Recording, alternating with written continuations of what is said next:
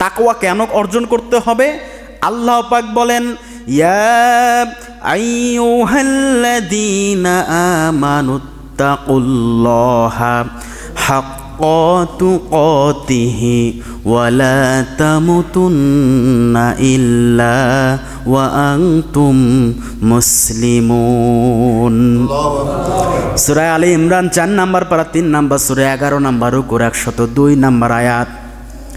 আল্লাহ পাক বলেন, ইয়া আইয়ুহাল্লাযীনা আমানুত্তাকুল্লাহা, ও হে ঈমানদারগণ, বিশ্বাসীগণ, আমি আল্লাহ পাক রব্বুল আলামিনকে ভয় করো, তাকওয়া অর্জন করো।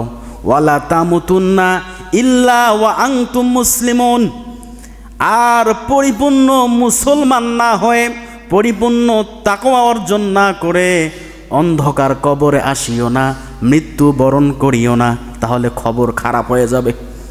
ভয় দেখাচ্ছেন কে? আল্লাহ। সূরা আলে ইমরানের 102 নম্বর আয়াতে আল্লাহ পাক আমাদেরকে ভয় দেখিয়ে বলছেন, তাকওয়া অর্জন করো, তাকওয়া অর্জন করা ছাড়া খবরদার মৃত্যুবরণ করিও না, তা না হলে খবর খারাপ, খবর কি খারাপ হয়ে যাবে। এই জন্য তাকওয়া অর্জন করতে হবে। আর আল্লাহ পাক রব্বুল আলামিন তাকওয়া অর্জন করার মাধ্যম আমাদেরকে দিয়েছেন কি? রোজার মাস। কিসের মাস? রোজার মাস। তাহলে তাকওয়া অর্জন করার দরকার আছে না নাই? তাকওয়া আমরা কেন অর্জন করব? তাকওয়া অর্জন না করলে, আর তাকওয়া অর্জন করা ছাড়া যদি আমরা মৃত্যুবরণ করি, আল্লাহ পাক রব্বুল আলামিন আমাদেরকে ছাড় দেবে না। কারণ যাদের হৃদয়ের ভিতরে আল্লাহ পাকের ভয় নাই, তাদের দ্বারা সব কাজ সম্ভব, ঠিক কি না?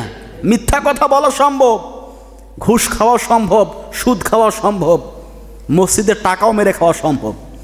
এমনও শুনেছি মসজিদ থেকে নাকি ওই যে পানির মোটরগুলো আছে না, চুরি করে নিয়ে গেছে মানুষ। মসজিদের একটা মোটর, একটা জিনিস, সেটাও ছাড় দিল না, সুযোগ পেয়েছে নিয়ে গিয়েছে। তাকওয়া কোথায় আমাদের?